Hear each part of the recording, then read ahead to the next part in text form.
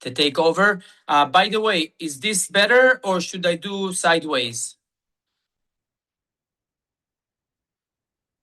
Sideways or this? Sideways. Sideways. Okay. Yes. So I assume this would be better, right? Much better. Okay. Okay. Shalom, everyone. Good morning. It's 11 o'clock by you, right? 11:20 by you. It's 6:18 by me, so already good evening. It's been a very good day because it was raining. It is very, very big miracle when it rains here in Chalutza. It is not to be taken for granted. Every drop of rain in a desert that receives about 3 inches every year is a big miracle. And I'm not a farmer, and I'm going to tell you my story. I want to just hold on. Yeah, okay. I want to tell you the story of Chalutza, the man that introduced me. Ike has a lot of zchuyot in building Eretz Israel, but in particular building Chalutza and making the first connection. He has the zchut rishonim, the first, merit to connect us with the Jewish National Fund, and has been in the very front lines of building and being an advocate and being an amazing representative for us. We call him Abba Shel Chalutza, the father of Chalutza. Chalutza is a remarkable story of Zionism, a story of a group of Jews that have big dreams, and just like the pioneers of 100 years ago that came to fight the malaria and to fight the Brits and to fight the Arabs that were here, and against all odds, managed to build Petach Tikva, Ema Moshavot, and to build Achuzat Bait, which is known also as today a small city in Israel called Tel Aviv. It was few people with big dreams, few Jews who determined to succeed in our holy land, who took what I had a discussion on Shabbat with a bunch of friends. I had friends who came for Shabbat from the States. They spent Shabbat and they asked me about why the Satmar don't believe in the state of Israel. And I was explaining that they believe that the redemption of us, of Am Israel, should come at once, only when God wants it. But we, as Zionist religious, which is all of us, we believe that the beginning of the state of Israel is the beginning of the redemption. It's true miracles.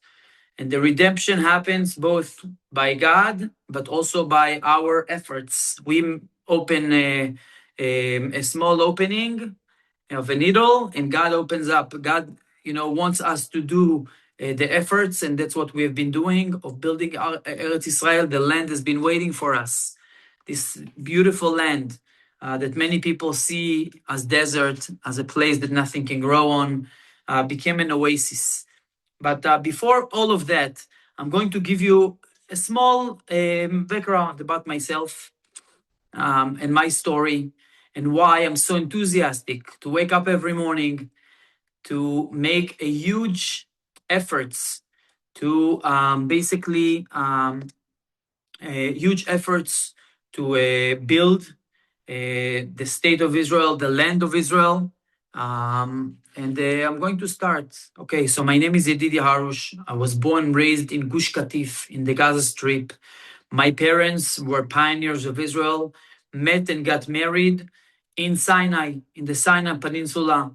A few years later, the state of Israel decided to make peace with the Egyptians. You are all at the age of when you remember when it happened.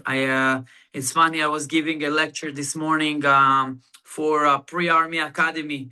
A few hundred, hold on.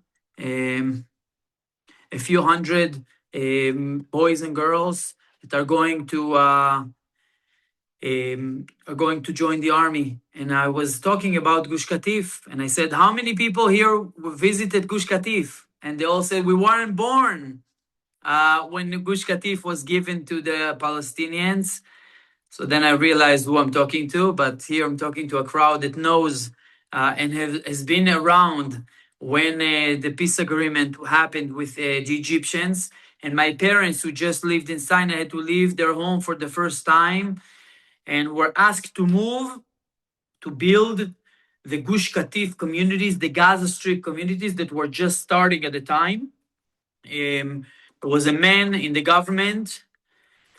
His name was Ariel Sharon, who was the Minister of Housing, who basically said that in case the Egyptians don't take responsibility of the Gaza Strip, which they didn't, we, Israel, have the responsibility to make sure that this place must remain safe for Jews, that not too much terror is developed inside, and he developed the five-finger plan, which means building communities in a way of five-finger throughout the long strip of Gaza. And part of the communities was people from Yamit, from Sinai. That's where my parents met. I'm number 3 out of 7 children. My father was a lieutenant colonel in the Israeli Defense Forces. My mom was a school teacher. And I grew up in Gush Katif, a place where originally the government sent Jews to live after the Six-Day War. Well, growing up inside Gaza wasn't always easy. We went through many different terrorist attacks ever since the first and then the second Intifada war broke. I remember going to sleep at night, hearing the shootings in the background, driving on the road. You pray the entire ride that you don't get shot. You know, things that to me and to you and to almost any other person sound so ridiculous. What do you mean? You get in the car and when you drive to the doctor, you need to pray that you don't get shot. What does that mean? But this was our reality. This was a road, a deadly road, that many terrorists would cause terrorist attacks. Then later on, the mortar shells started exploding. And today we're very lucky to have what's called an iron dome that prevent the rockets. And we're even luckier to have the red alert system, which gives you between 15 to 2 minutes of notice, depends on where you're living in the country. We have the 15 seconds. When I was a kid, the notice was the first mortar shell that would explode in your community.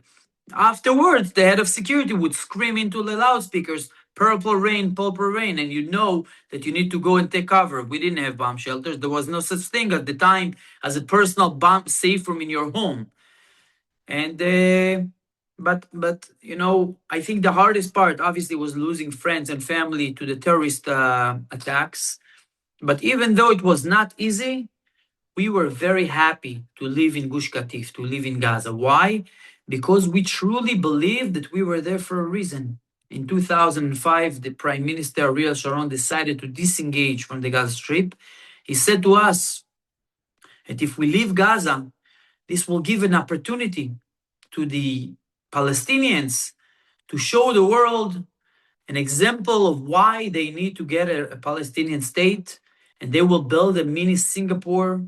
And it's going to have hotels and tourism. It's going to be the nicest place. It's going to be open for anyone. And we told him, look, you're dealing with terrorists. If you run away from the terror, you know what's going to happen? The terror is going to chase you down, because their entire existence is for killing and for hatred and for burning, because we experienced it. We experienced it ourselves. My second cousin was driving with her 4 kids a half a year before the disengagement. Her name was Tali. She was going to meet her husband in Ashkelon. On that deadly road, 2 terrorists stood on the road and shot the car. And she got shot. She was 8 months pregnant with 4 girls in the car. The oldest was 8, the youngest was a year and a half. And she got shot and she got killed. And when the car stopped on the side, the terrorists slowly walked into the car and saw 4 girls crying. And you know what they did? They, from very close distance, shot each and every one of the girls and shot Tali in the womb so the baby doesn't survive. And when we screamed to the world So these are the monsters you're going to give this land to?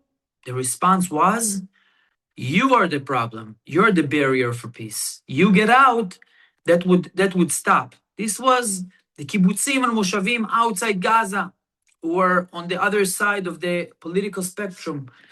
But we live in a democracy.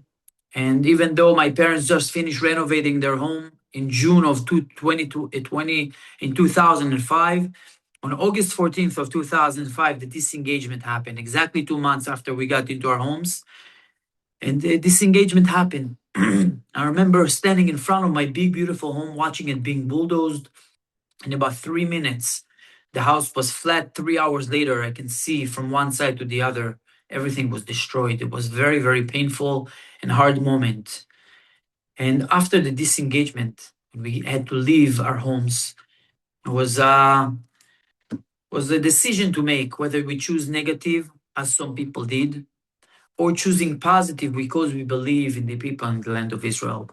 And after the disengagement, I was very fortunate. I received a basketball scholarship to come to Highland Park, New Jersey for 2 years of high school, where I learned English and basically played basketball and got to meet the most incredible community, the Jewish community in America, which in many ways made me a better Zionist, meeting incredible individuals like yourselves who look up to Israel, who see it as their homeland, who everything that happened in this land affect their lives.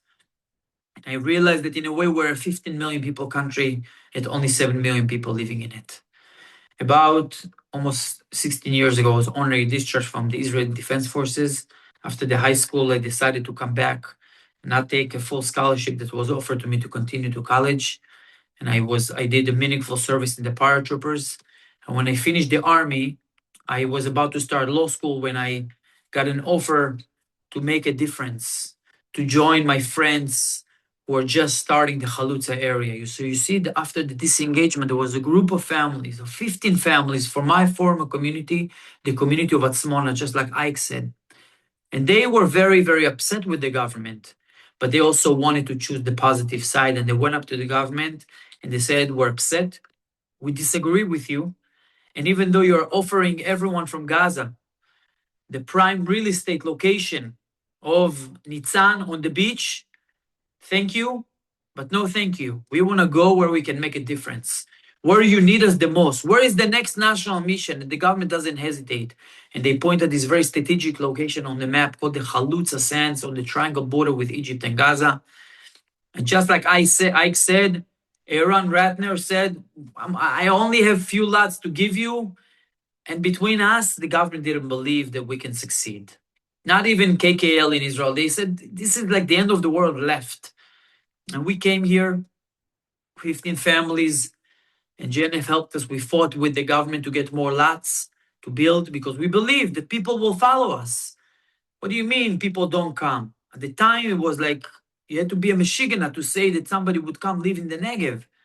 And they said, okay, you guys lost your mind. Maybe you lost your home and you lost your mind in Gaza, but nobody's normal. It's going to live their comfort life to come to a place that has 3 inches of rain, to have 2 borders far from everywhere, sandstorms, 115 degrees heat on a good day, flies everywhere, no roads, no electricity, no water. You guys are crazy. But we said, this is Eretz Israel. We were pioneers. We will go there and people will follow us. And we started with Jewish National Fund, with the government to, putting down the roads, electricity, the water.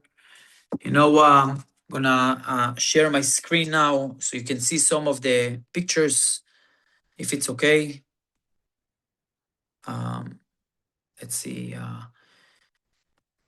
Okay, so I'm gonna share with you these pictures. 1 second.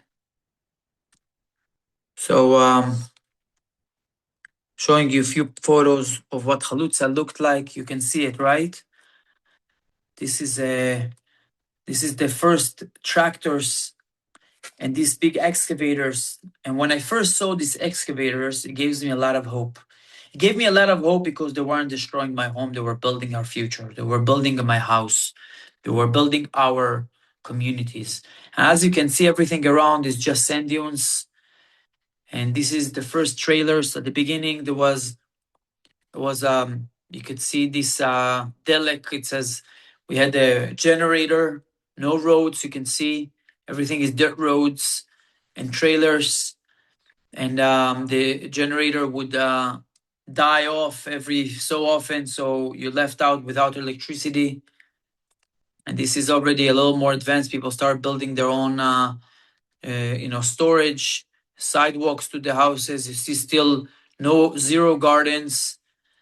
I'm going to share with you a few more photos so you can see. Hold on.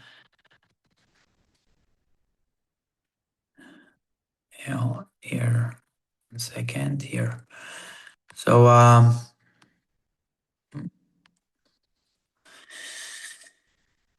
this is actually pictures from the very beginning. 1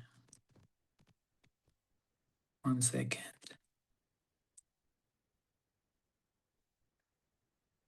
When we first arrived to the communities, a lot of people, thought we would give up and nothing would come out from this trial. And many groups that tried coming here all failed. Actually, all failed in being with in being in the area. It's not an easy area to develop.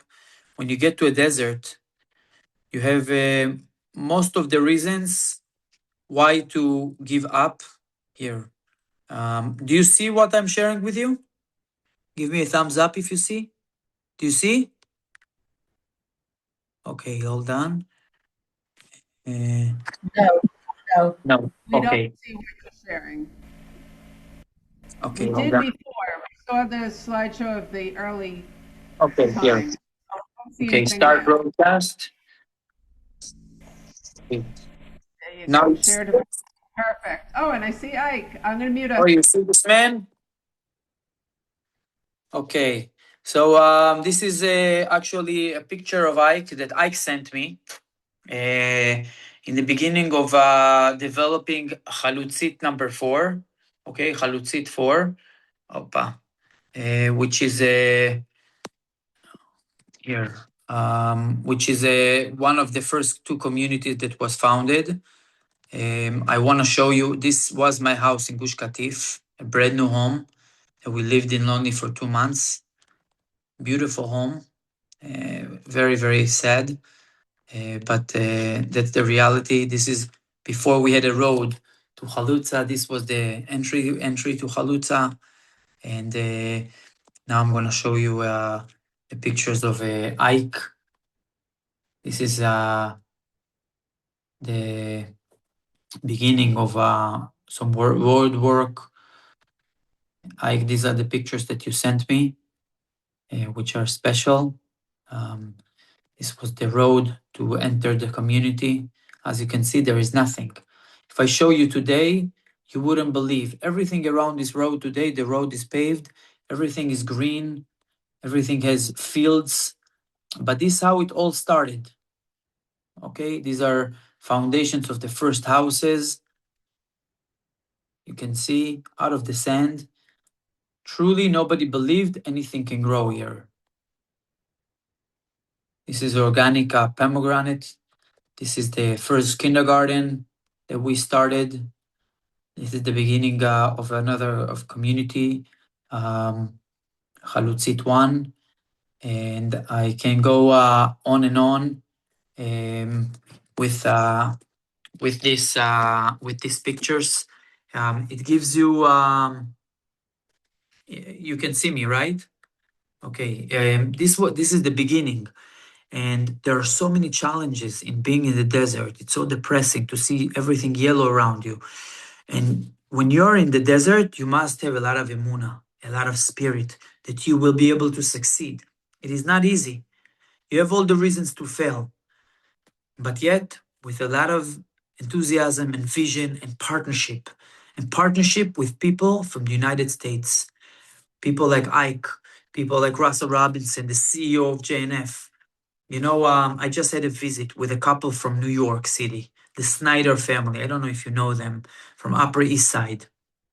And my friend Yedidiya, who's the chairman of the board, was telling them, he said, if I need to look who's really the body that really makes the biggest difference here, if I had to choose between the government of Israel or Jewish National Fund, I would say Jewish National Fund has a bigger impact on our communities more than the government. It's not that we don't need the government. We need the government, and without the government, we wouldn't be able to succeed. But when you have an organization like Jewish National Fund that you say, I need a new synagogue, and they say, okay, we're behind you. Let's raise the money for a synagogue. I need a new medical center, and they say, we're behind you. When the government, they have allocations of budget, and every minister, every year, when the budget year comes to pass the budget, they get their budget. And there are things that they can allocate themselves, and there are things that are locked down for projects that maybe their predecessor or maybe the year before that they're committed to.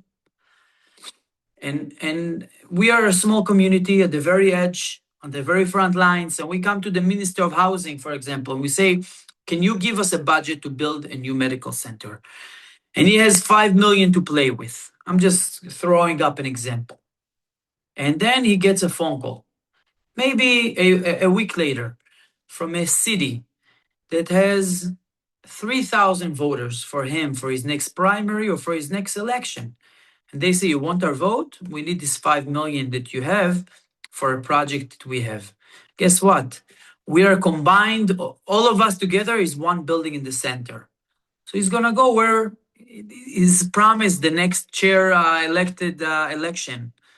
They care about their chair. They don't necessarily always care about what is really the right thing to do. And JNF is an apolitical organization that put on the top priority to develop the Negev and the Galil, those areas that no one talks about, that no one looks at, but are the most important. It's as if, I don't know, you all know, when you look around and you go to a big city, you see a beautiful skyrise, okay? And you see a beautiful building with shiny windows, with a beautiful finishings. But when you go to the basement floor, there is a rusty area. It's called the foundations. Now the foundations, no one sees. The foundations, no one looks at, no one goes there. But the foundations is what holds this beauty. We feel like the foundations of the state of Israel. We're in the very front line. On October 7th, we took a critical role in defending the area. We lost members, we lost friends. Maybe Ike, we will allocate a section, one of the Zooms just for the October 7th events in Shlomit. Ike, maybe one of the series, we will, one of the episodes to tell the heroic story. Maybe I even bring a guest speaker to speak with me for the October 7th event. But we're on the very front lines of Israel. We may not be the center, but without the front lines, there would not be Israel. And this is what we feel. And Jewish National Fund allows us to grow. We have been building a medical center, which is state of the art. We built a swimming pool for people. So now people, instead of running away in the summer, in the hot summers, they come. We built 2 synagogues. Now we're building our 3rd in memory of the 4 heroes from our community. We built a beautiful project to bring and attract young families to become farmers, young farmers incubator, where they start working on our farms that we built with JNF, with an agronomist that teach them how to grow, with an expert farmer who teach them the business of farming, how to deal with the banks and how to work with your Thai workers and how to work, how to sell your vegetables, how to become a businessman. And after 2 years, they go on their own. We give them a no interest loan. We are building a sports complex, which we're at the very end of it. We built a soccer field, a tennis center, volleyball. We're building a ninja course, an outdoor gym. We're now building an indoor basketball gym. We built a high school, and we are working on building the largest community center in all over Gaza envelope. which is going to be huge. Thanks to Ike, we managed to do many beautiful things, which including the building of the synagogue in Nave, the girls' ulpana, the solar fields, solar panels on top of the kindergarten in Plomit, so we can save energy and be able to have an income for the community, so we can pay for things, essential things. I think the most beautiful thing about this partnership is that we take every dollar that we receive from our partners and we maximize it. We sit down and we think, what's the wisest way to invest in the project so we get the most for our bucks. For every dollar that comes out, there is a lot of thought, there is a lot of talks. Just like good Jews, we sit around and we do a lot of discussions, and it's essential. It's essential. Today, Chalutza is no longer just a desert. We're responsible of growing over 82 different species of fruits and vegetables, which I'm going to show you right now. And now you can see, right? Okay. Let's see some farming. You see it? Give me a thumbs up. Great. Okay. So this is tomatoes, and this is Russell Robinson in our JNF USA community playground. This is carrot field. If you can ask Ike later what a fresh carrot out of the sand tastes like, is for most of it export. On the right side, you can see the white cover. I'm zooming in on it. This is an invention that we invented in Chalutza that today is used all over Israel and the world. Basically, every time we would plant, because it's sand, the birds would come and basically uncover the sand and eat the seeds. So we came up with this special covering that we covered the land, and then the birds cannot eat it, and it allows the growth of the carrot until a certain point. Then we take it off. This is our young farmers incubator dedicatory board. This is what Chalutza looked like before when we first got there in the winter. This is an overlook that we built in Bnei Netzarim. These are more of the greenhouses. Again, these are old pictures. Today, everything grew so much, but I just want to give you, this is the synagogue in Bnei Netzarim that we built. A beautiful building with a learning center next to it. This is our playground that we built. As you can see, everything is in the sand. This is potato field. We export potatoes to about 20 different countries, different species. The Germans have very special and tasty species of potato, for example. The Brits take the most disgusting species, which is basically potato that we fill with water, but for some reason they like it. So this is just in a nutshell, few photos. I wanted to let's see if we have. This is what I showed you. This is let's see if I have here. This is pineapples that we grow here, all from growing in locally. Whoever thought that these pineapples can grow? This is Shlomit at the very beginning. You can see only the trailers and the JNF park, the only green thing in the community. These are the mortar shells and the rockets that we had to deal with on a daily basis. Synagogue in Bnei Netzarim, inside. Some kids playing in the JNF playgrounds. And that's basically, let's go back to, okay, so this is in a nutshell what it looks like.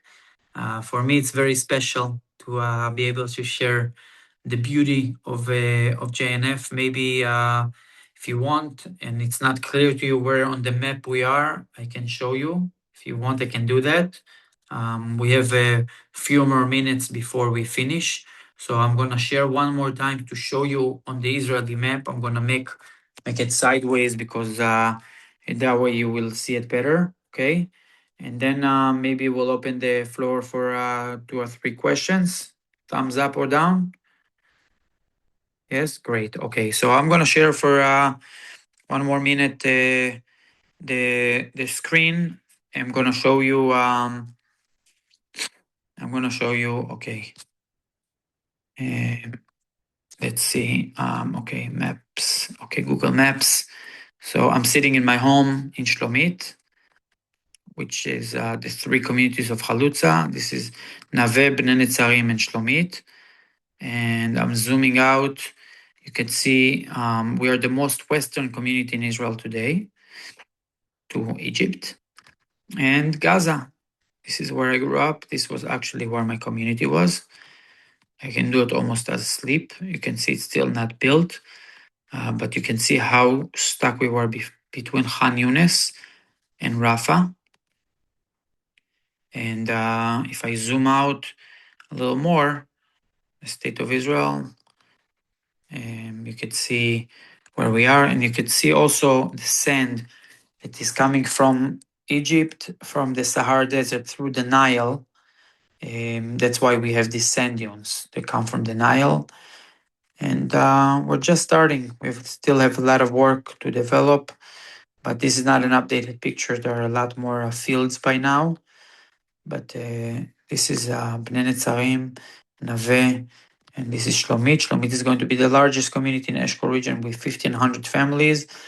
Nave today is the largest community in Eshkol. It's going to have 450 families, and Bnei Netzarim has about 200 families today. So that's about where we are. I'm gonna open the floor for. We are near Kerem Shalom, and we get our water. That's a question from Simon. We get our water from a desalinization plant near Ashkelon, and we are working on building a reservoir with JNF, which will recycle the sewage to allow it to be used for agriculture. Okay. Thank you. We're going to open it up for questions. By the way, just to let you know some facts, from their processing plant, they export 19,000 tons of carrots, 24,000 tons of potatoes. It's not a small amount. And large carrots go to the east because they use the people in the east part of Europe use it to make soups and the small carrots go to France and Germany and England. They use it as garnish for a salad. You have to know these things in terms of marketing, what you're creating and what you're packing and what you're selling. By the way, one of our members, a member of this shul, leased land in Chalutza to grow broccoli and cauliflower, Jerry Abramson, who Yedidiya knows very well, and he grows these vegetables in Chalutza for examination and certification by the highest standards of kashrut, because he then exports it to use on all the kosher caterers in the eastern part of the United States. They all get their vegetables from Chalutza because they don't have to examine it for bugs or anything else because it's already been certified. Jerry has a business. He's a caterer and he's supplying food as a food wholesaler. The second year out in Nave, which was Chalutza 4, the farmers came to me and they said, Mr. Blacker, could we have money? We want to plant esrog trees. And I said, you're going to plant esrog trees in the desert.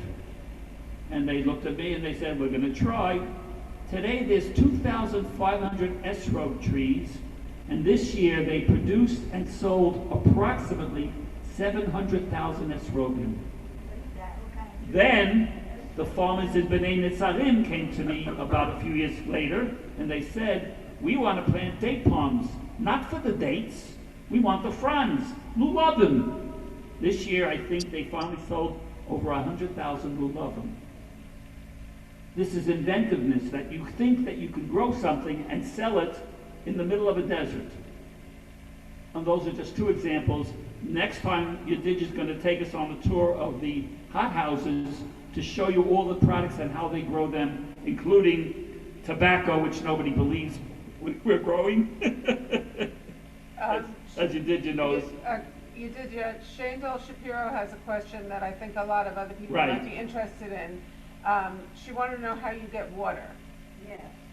So I think I answered that. I don't know if you heard me, but we get the water from the desalinization plant in Ashkelon, and we are working on building a reservoir with JNF to recycle our sewage in order to be using it for agricultural purposes.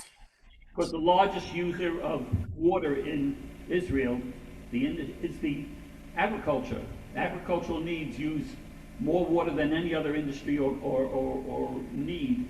And you can use recycled and treated wastewater for agriculture, you're a winner. Wow, yeah. Question, please. So given the other ones are they sent mostly to the United States?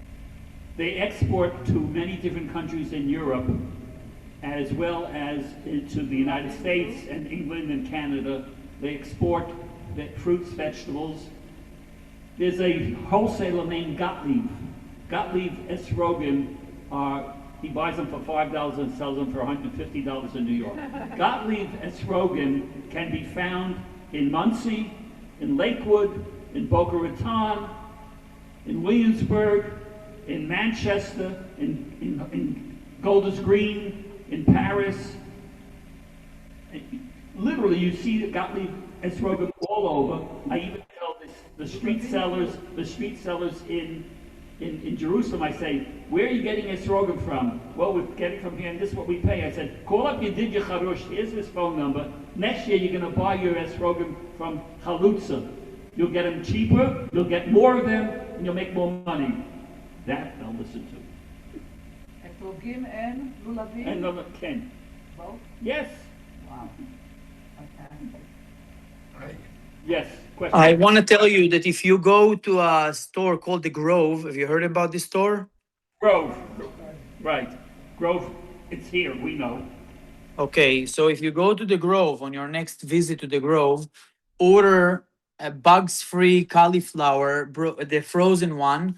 And if you order the brand called Belief by Kedem, by Keiko, these, even the other one, I think Bagan, that everyone that is product of Israel, every cauliflower broccoli product of Israel comes from Chalutza. So you can enjoy cauliflower, broccoli, Brussels sprouts, and corn from product of Israel comes from here. You can answer the question. Go ahead. Have the tariffs affected them? Oh, that's a good question. Has the exporting of fruits and vegetables been affected by tariffs in the United States? It's a good question. The exporting is only starting this year since the tariffs were raised. So this Since the beginning, since the tariffs were raised, it's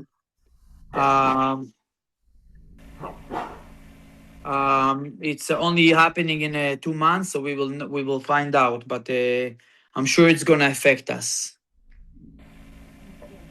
Go ahead. I don't know if there is tariffs on fruits and vegetables, honestly.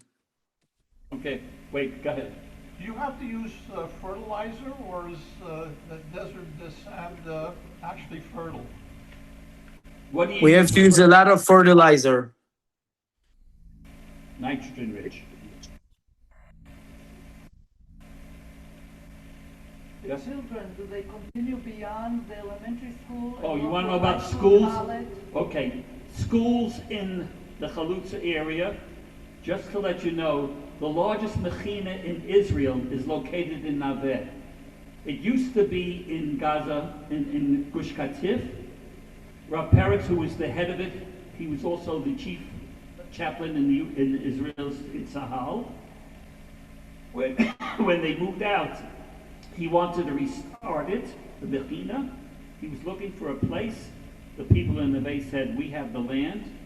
And so with the help of some donors from the United Kingdom and the government money through the army, they built a Mechina campus in Neve, which is drop dead gorgeous.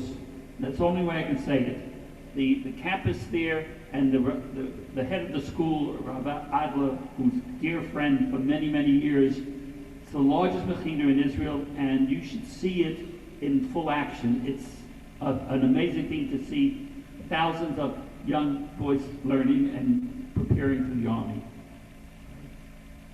And that's where we had the beginning of our dedication of a Sefer Torah, which we gave to the Central Synagogue in Neve. Go ahead, yes. What is the JNF per annum budget for Israel development? JNF has an annual, we raise approximately, well, I'll go back.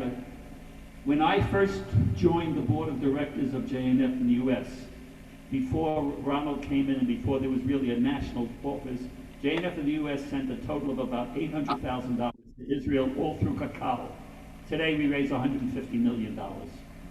And we are the largest producer of new projects and events in Israel where other people don't go or don't fund. And we do it with partners, and we partner with Chalutza, for example.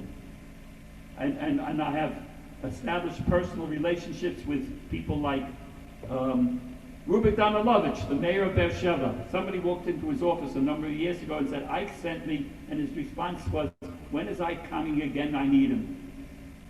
You make friends and you find satisfaction in doing volunteer work, because I don't get paid, I'm not a paid employee, but you get satisfaction in seeing something grow where before there was nothing.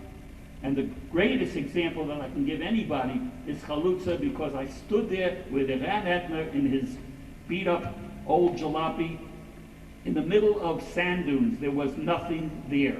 And next time, I think I'm going to tell you, Yedidiya, to take a drone and send it over the green fields and the hot houses, hundreds of them, where they've turned a desert into green.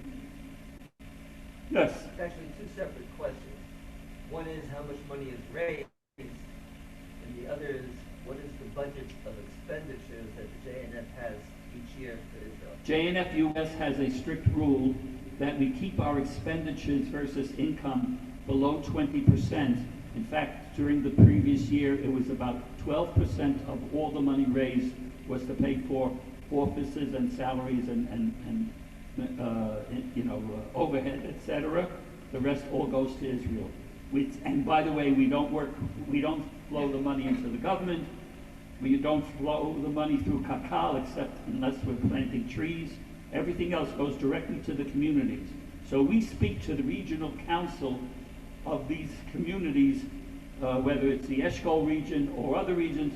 We deal directly with the mayors of the cities, the people in charge, because that's where the money goes, and they have to report back to us on a monthly or bi-monthly basis. What have they done with the money, and how are they utilizing the funds that we're giving them? And I can point to dozens of different communities in Israel who've been positively affected by JNF of the U.S. money going directly to them to build, to develop, etc. And the fact that the Arava was lying with no growth for 30 years until they came to us and we decided the reason why it's not growing is because you don't have any doctors or medical center. So we built a medical center in Sapir, which is the administrative capital of the Arava. There were 8,000 people living there. Today there's 20,000 people living there. Big difference when you have a doctor. Instead of a child falls down and has a fractured arm, you had to drive 80 miles to the nearest hospital. You don't want to do that. Woman's pregnant, she's going to give birth, you're going to drive 70 miles south to Eilat. On road 90, which is dark and no lights and curved. You don't want to do that. We have a medical center, it's up here. So the one that we built in B'nai Netzarim was the second one we built. Now we're building a third one up north in Kiryat Shmona because it's needed. All right, do you see that there's another question? I don't know, Yedidiya, are you still Yedidiya there? still on, yes? Okay. Yes, So yes. Another question about the security situation in Chalutza. in the Go ahead. chat. What's the question? Yes, please describe the security situation in Chalutza. It's in the chat.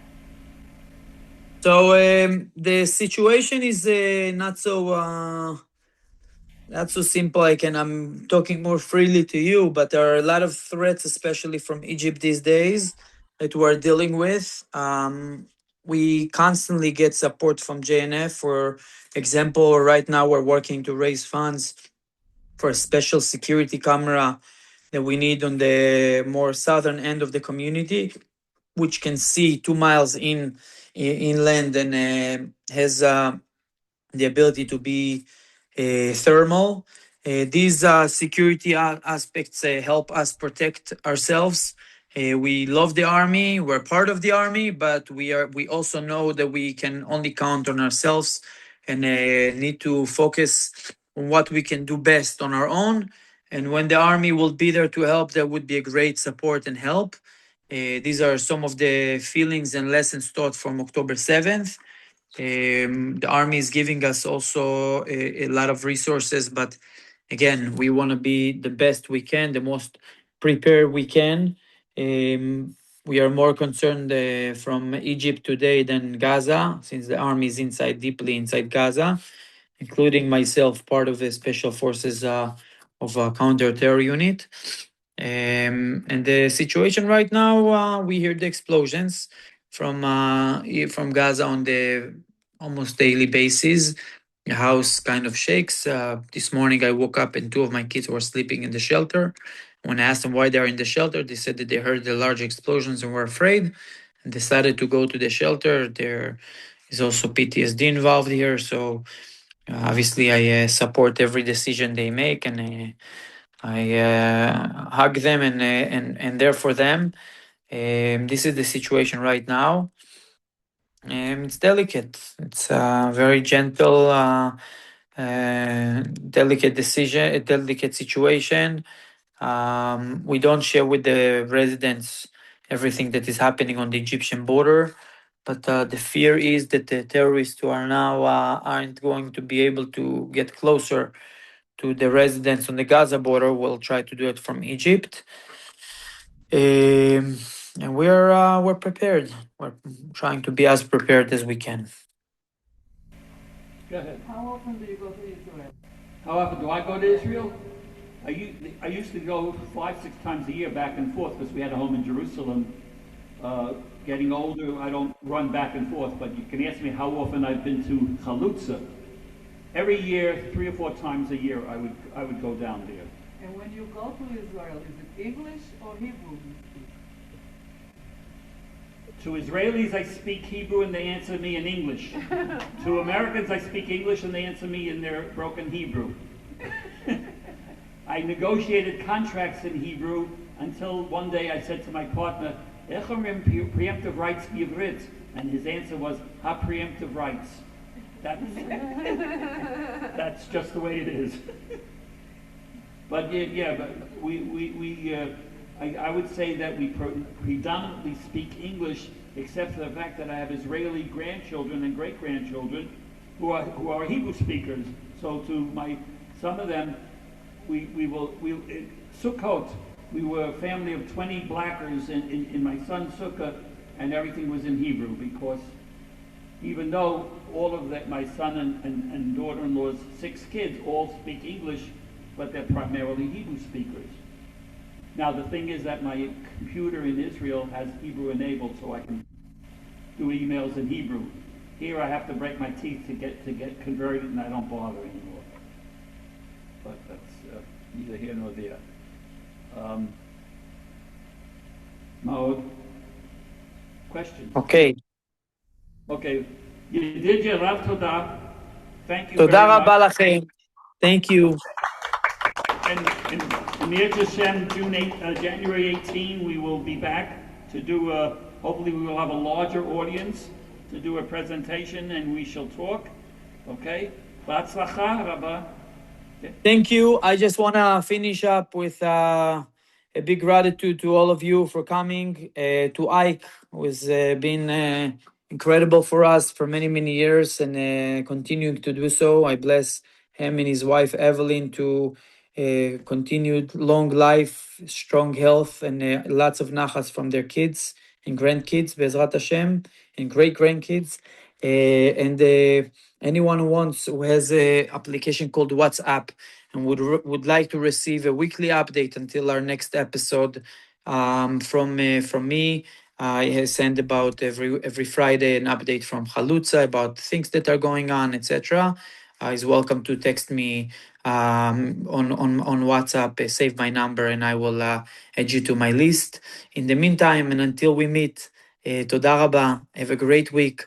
Am Yisrael Chai. Smile, be happy. We have a strong, healthy, and happy country, and we're doing it together. And we will see each other on January Chai. Thank Toda you, rabba. thank you. Thank you. Yeah, Bye-bye. this Shalom. is- Yeah, I'll put it up on the website. What, I said, was it recorded? I mean, the Yes. WhatsApp? Did No, we? the whole thing was recorded. Oh, I'll yes, put it we up. did. I'll